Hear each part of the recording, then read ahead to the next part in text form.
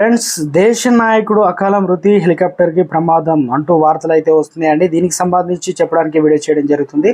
వీడియోని స్కిప్ చేయకుండా లాస్ట్ వరకు చూడండి. కంప్లీట్ ఇన్ఫర్మేషన్ అయితే అర్థమవుతుంది. చాలా మంది వీడియోస్ ఉన్నారు, సబ్స్క్రైబ్ చేసుకోండి. దయచేసి ఛానల్ సబ్స్క్రైబ్ చేసుకోండి. ఇలా చేయడం వల్ల నేను చెప్పే ప్రతి వీడియో కూడా నోటిఫికేషన్ రూపంలో వస్తుంది. బెల్ ఐకాన్ కూడా ఆల్ నోటిఫికేషన్ ట్యాప్ చేసుకోండి. లైక్ చేయండి.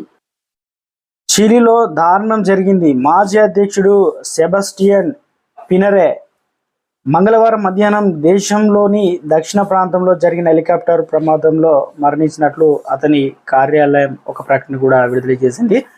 ప్రభుత్వ అత్యవసర ఏజెన్సీ సెనఫ్రెడ్ ప్రకారం కూలిపోయిన హెలికాప్టర్లో 4 వ్యక్తులుండగా వీరిలో 3 గాయాలతో బయటపడ్డారని ఏజెన్సీ తెలిపింది. ఈ ప్రమాదానికి సంబంధించిన వీడియో ప్రభుత్వం అయితే రిలీజ్ చేయగా వైరల్ అవుతుంది.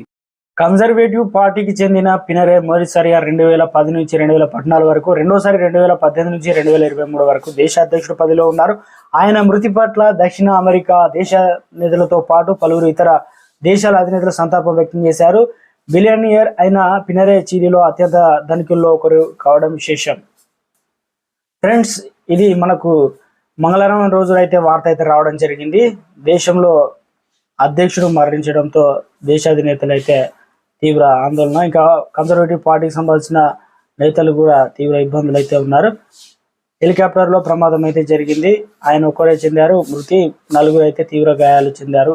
ఇలాంటి లేటెస్ట్ అప్డేట్స్ తెలుసుకోవాలంటే చాలా సబ్స్క్రైబ్ చేసుకోండి. Thanks for watching.